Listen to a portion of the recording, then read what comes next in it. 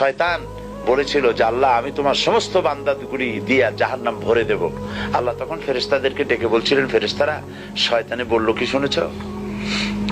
তোমরা যাও পৃথিবীতে, আমার বান্দারা শয়তানের ওয়াসওয়াসায় পড়ে যদি একটা গুনার নিয়ত করে, গুনাহটা করে নাই, গুনার নিয়ত করেছে, আমলনামায় একটা গুনাহ লিখে দিও। আমলনামায় কোনো গুনাহ লিখবা না। গুনার নিয়ত করেছে, গুনাহটা করে নাই, গুনাহ লিখবা না। যখন গুনাহটা করে ফেলবে তখন একটা গুনার জন্য একটা গুনাহ লিখো, আর যদি তওবা করে তা আমি মাফ করে দেব।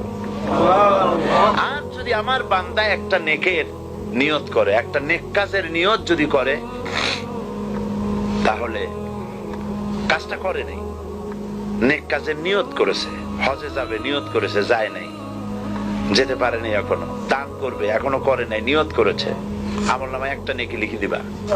আর যখন নেকের কাজটা করা হবে তখন 10টা গ্রেস মার্ক